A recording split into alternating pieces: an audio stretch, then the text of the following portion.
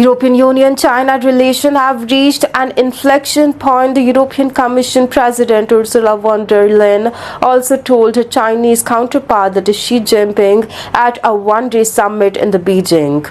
As our cooperation has deepened, also the imbalances have also deepened, von der Leyen said, referring to the European Union's huge trade deficit with China. She also warned China's ties with Russia were now determining factor on its relationship with the European Union. Also, she urged that the European Union leader to properly manage the differences, saying that the current challenges facing the Europe do not come from the China. Earlier in the year, there were suggestions that a Trump presidency could help the European Union and the China to find common cause, but instead ties have grown more fraught.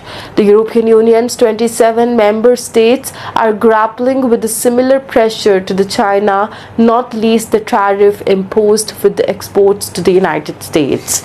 But despite this, the expectations were low that anything significant would also emerge from the summit, which had been halved in length to just one day at the Beijing's request.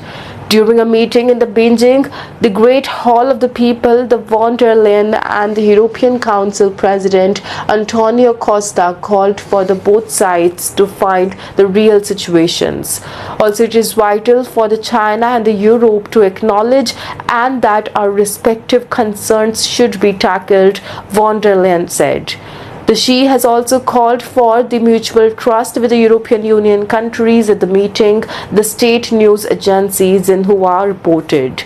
Boosting competitiveness does not come from building walls or barriers, as decoupling and the severing of the supply chains will only result in the self-isolation, he said.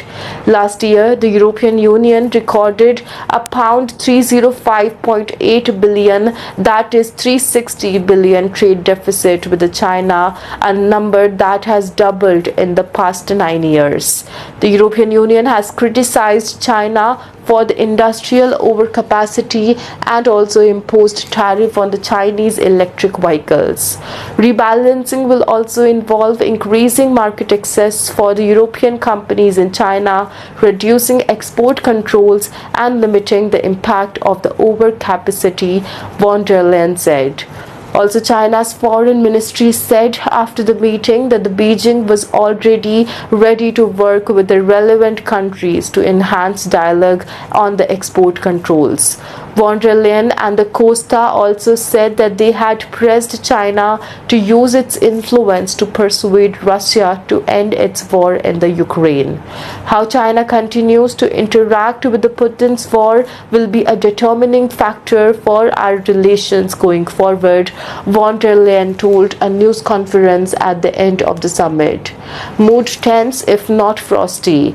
Shortly after arriving in Beijing, von der Leyen described the summit as an opportunity for the both sides to advance and rebuild